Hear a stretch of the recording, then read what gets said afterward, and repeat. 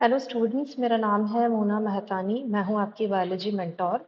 और जैसे कि आपको पता है कि इस चैनल पे हम लोग आपको नीट 2026-27 के लिए प्रिपेयर करने वाले हैं। तो उसी के लिए आज से हम बायोलॉजी का कोर्स स्टार्ट करने जा रहे हैं, जिसमें पहला चैप्टर जो हम कवर करेंगे that is chemical control and coordination. So देखिए, केमिकल कंट्रोल एंड कोऑर्डिनेशन ये प्लांट्स एंड एनिमल्स दोनों में ही पाया जाता है। एनिमल्स में केमिकल कंट्रोल के साथ साथ न्यूरल कंट्रोल भी होता है, जो कि आने वाले कुछ लेक्चर्स में हम कवर करेंगे। बट आज हम स्टार्ट कर रहे हैं with chemical control and coordination. So जैसे कि आपको पता है कि ह्यूमन बॉडी जो है ये काफ़ी एक कॉम्प्लेक्स बॉडी होती है। इसमें कई सारे organs and organ systems involve होते हैं।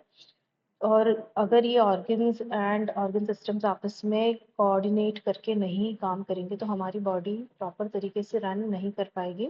इसीलिए जो भी सेल्स या टिश्यूज इन ऑर्गन्स के फॉर्मेशन में इन्वॉल्व होते हैं, उन्हें आपस में कम्युनिकेट करना पड़ता है फॉर वेरियस पर्पसेस, ताकि वो एक दूसरे को कुछ सिग्नल्स पास कर सके और कोऑर्डिनेट करके सारी बॉडी जो है वो सारी बॉडी के जो फंक्शंस है वो सही से रन करे। सो इसी के वजह से वो कुछ केमिकल्स का यूज़ करते हैं ताकि वो एक दूसरे के साथ कम्युनिकेट कर सकें। अब ये जो सेल्स के बीच में कम्युनिकेशन का तरीका है, जैसे हम कहते हैं सेल सिग्नलिंग। और डिफरेंट टाइप ऑफ सेल्स, अलग अलग प्रकार के सेल सिग्नलिंग को यूज़ करते हैं। तो आज इस लेक्चर में हम लोग सबसे पहले various types of cell signalling को पढ़ने जा रहे हैं। तो यहाँ पे मैं एनलिस्ट कर देती हूँ।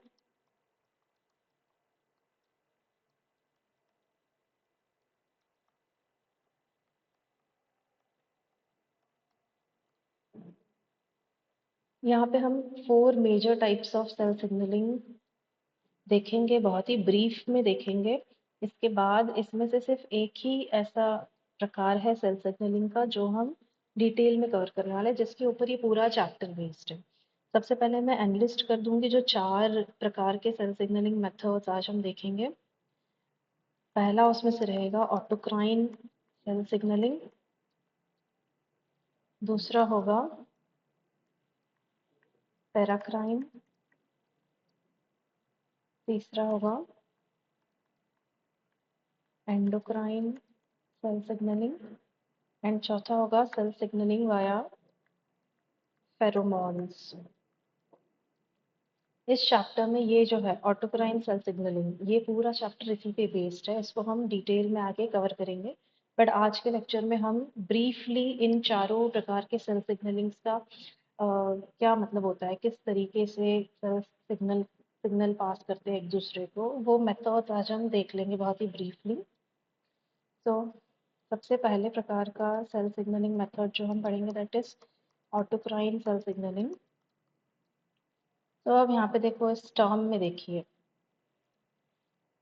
ऑटो, ऑटो का मतलब होता है सेल्फ। सो ऑटोक्राइन सेल सिग्नलिंग में क्या होता है, यहाँ पे इसमें सिर्फ एक ही सेल इन्वॉल्व होता है। इस प्रकार की सेल सिग्नलिंग में सिर्फ एक ही सेल इन्वॉल्व है। ये सेल क्या करेगा, एक केमिकल प्रोड्यूस करेगा, क्योंकि ये केमिकल कंट्रोल एंड कोऑर्डिनेशन है, केमिकल्स के थ्रू यहाँ पे कम्युनिकेशन होने वाला है। तो ये सेल एक केमिकल प्रोड्यूस कर रहा है, और ये जो केमिकल है, ये केमिकल सिग्नल पास करेगा इसी सेल को, द सेम सेल जो केमिकल प्रोड्यूस कर रहा है, उसी सेल के सरफेस पे सिचुएटेड किसी एक रिसेप्टार को, मतलब इस ऑफ कोर्स इस केमिकल के लिए ही ये रिसेप्टार है।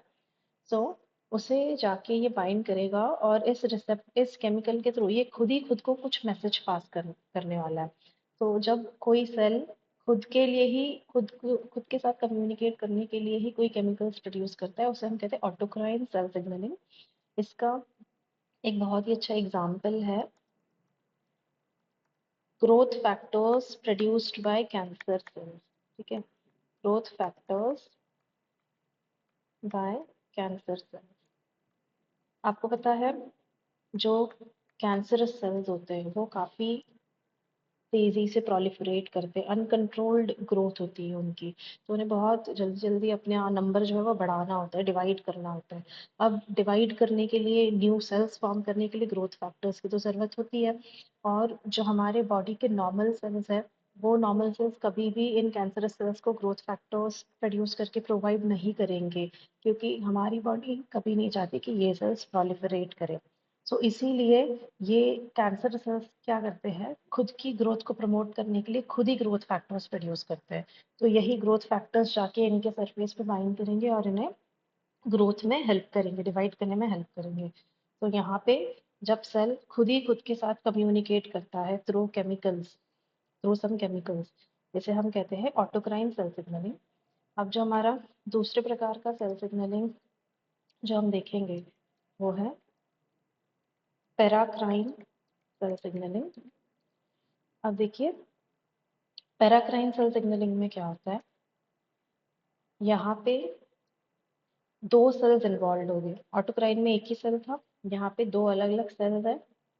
दो अलग अलग सेल्स आपस में कम्युनिकेट कर रहे हैं थ्रू केमिकल्स। देखिए, ये जो एक सेल है, अब ये सेल जो है ये है प्रोड्यूसर सेल। ये सेल क्या करेगा, एक केमिकल प्रोड्यूस करेगा, और ये केमिकल अब इसी सेल को बाइंड नहीं करेगा, यानी अपने आप से ही ये कम्युनिकेट नहीं करेगा। ये केमिकल जाके एक दूसरे सेल के सरफेस पे बाइंड करने वाला है, और वो जो दूसरा सेल है उसे हम कहते हैं टारगेट सेल, जिसके सरफेस पे जाके ये केमिकल बाइंड करेगा। तो अब यहाँ पे देखो क्या होता है, ये जो सिग्नलिंग है, ये जो मैसेजेस पास हो रहे हैं ना यहाँ पे इस केमिकल के थ्रू, ये दो नियर बाय सेल्स के बीच में हो रहा है। इसका मतलब जो प्रोड्यूसर सेल है आपका और जो टारगेट सेल है आपका, वो नेबरिंग सेल्स है, वो एक दूसरे के आसपास सिचुएटेड है। तो जब दो नेबरिंग सेल्स आपस में मैसेजेस एक्सचेंज करते हैं थ्रू सम केमिकल्स, उस प्रकार के सेल सिग्नलिंग को हम बोलते हैं पैराक्राइन सेल सिग्नलिंग। और इसका एक एग्जाम्पल होगा इंटरफेरॉन्स। इंटरफेरॉन्स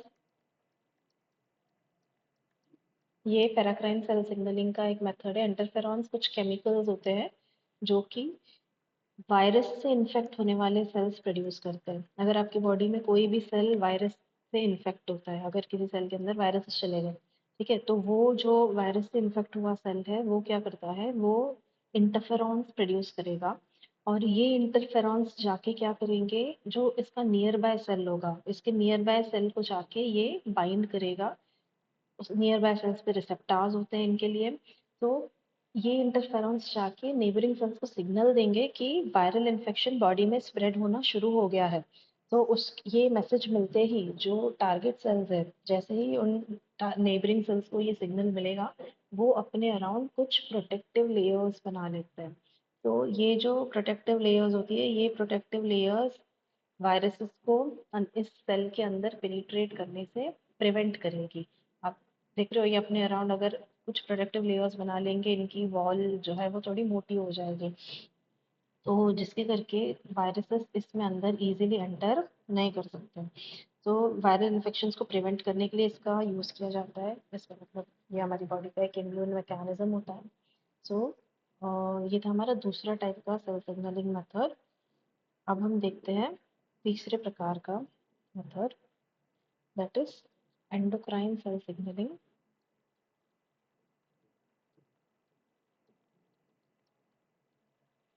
अब एंडोक्राइन सेल सिग्नलिंग में क्या होगा, यहाँ पे एक होगा आपका प्रोड्यूसर सेल।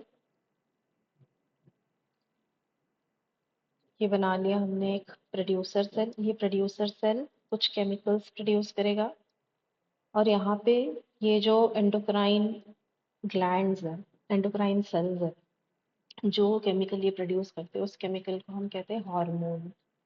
तो ये प्रोड्यूस करते हैं हार्मोन्स।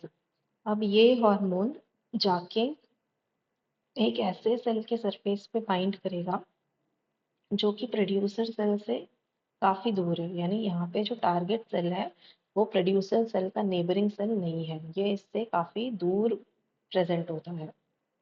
तो Hormones are used for communication between two distant cells. जब दो डिस्टेंट सेल्स आपस में कम्युनिकेट करते हैं थ्रू केमिकल्स, इसको हम बोलते हैं एंडोक्राइन सेल सिग्नलिंग। तो अब ये जाके इस टारगेट सेल पे बाइंड कर लेगा। अब इसके कई सारे एग्जांपल्स है, हमारे बॉडी में कई सारे एंडोक्राइन ग्लैंड्स है जो कि आप लोगों ने जिनके बारे में लोअर क्लासेस में पढ़ा भी होगा। एक एग्जांपल में देती हूँ, जैसे कि पिट्यूटरी ग्लैंड है। तो पिट्यूटरी ग्लैंड आपको पता है ये आपके ब्रेन में लोकेटेड होता है ना, आपके हाइपोथैलेमस के नीचे।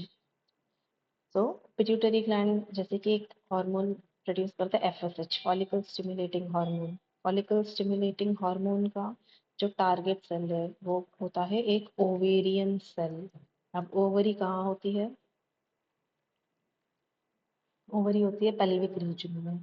सो आप देख रहे हो पिट्यूटरी कहाँ लोकेटेड है आपके ब्रेन में, और ओवरी कहाँ पेल्विक रीजन में लोकेटेड है। तो ये जो सेल्स है काफी आपस में दूर दूर सिचुएटेड है। सो हॉर्मोन्स के थ्रू ये एक दूसरे के साथ कम्युनिकेट करते हैं। तो यहाँ पे दो डिस्टेंट सेल्स के बीच में जो कम्युनिकेशन होता है उसको बोलते हैं एंडोक्राइन सेल सिग्नलिंग। और इसी को हम इस चैप्टर में आगे बहुत डिटेल में कवर करने वाले हैं एंडोक्राइन सिस्टम को। बट उसके पहले हम देख लेते हैं हमारा fourth type of cell signalling, that is done through pheromones. तो आप देखो, इसके पहले जितने भी प्रकार के सेल सिग्नलिंग मेथड्स हमने देखे, उसमें जो कम्युनिकेशन हो रहा है, जो सिग्नलिंग हो रही है, वो एक ही ऑर्गेनिज्म के अंदर सिचुएटेड दो अलग अलग सेल्स के बीच में हो रही है। यानी ये जो दो सेल्स है वो एक ही बॉडी के अंदर, एक ही ऑर्गेनिज्म के अंदर है। लेकिन यहाँ पे फेरोमोन्स के थ्रू जो कम्युनिकेशन होता है वो दो डिफरेंट ऑर्गेनिजम्स के बीच में हो रहा है, ये दो डिफरेंट सेल्स के बीच में नहीं हो रहा है। यहाँ पे दो अलग अलग ऑर्गेनिजम्स एक दूसरे के साथ कम्युनिकेट करते हैं थ्रू फेरोमोन्स। तो इसका एक एग्जांपल हम लेते हैं, जैसे कि सेक्स फेरोमोन्स। फीमेल मॉथ जो है ये क्या करती है, सेक्स फेरोमोन प्रोड्यूस करती है। Sex pheromone produced by female moth. तो फीमेल मॉथ सेक्स फेरोमोन्स क्यों प्रोड्यूस करती है? मेल मॉथ को अट्रैक्ट करने के लिए, for the purpose of meeting. तो ये एक तरीका है दूसरे ऑर्गेनिज्म के साथ कम्युनिकेट करने का। और इसके अलावा हनी बीज भी फेरोमोन्स प्रोड्यूस करती है। हनी बीज फेरोमोन्स क्यों प्रोड्यूस करती है? जब किसी हनी कोम में कोई अटैक हुआ है तो कुछ हनी बीज फेरोमोन्स प्रोड्यूस करती है ताकि वो दूसरे उस हनी कोम के दूसरे हनी बीज को अवेयर कर सके, उन्हें सिग्नल्स दे सके कि उनके हनीकॉम्ब पे अटैक हुआ है, ताकि वो उसे छोड़ के कहीं दूर जा सके। ऐसे ही दूसरे कई सारे इंसेक्ट्स होते हैं, इवन फ्रॉग्स होते हैं जो फेरोमोन्स के थ्रू आपस में कम्युनिकेट करते हैं अलग अलग पर्पसेस के लिए। एंड्स कम्युनिकेट करते हैं फेरोमोन्स के थ्रू। अगर किसी एक एंट को कहीं खाना मिल गया तो वो फेरोमोन्स प्रोड्यूस करके दूसरे एंड्स को भी अट्रैक्ट करते हैं। आप देखते हो ना, अगर कहीं पे खाना है तो पहले एक चींटी होती है वहां, फिर कई सारी चींटियां वहां आ जाती है, तो उन दूसरी चींटियों को कैसे पता चलता है कि वहां खाना है? तो वो जो एंट उस खाने के पास है वो यही इसी तरीके से दूसरी जो एंट्स है उनको सिग्नल्स पास करते हैं फेरोमोन्स के थ्रू के, यहाँ पे आ जाओ, यहाँ पे खाना है। सो ये थे 4 different types of cell signalling. और इसमें से हम एंडोक्राइन सेल सिग्नलिंग को डिटेल में कवर करेंगे आने वाले लेक्चर्स में। Thank you so much.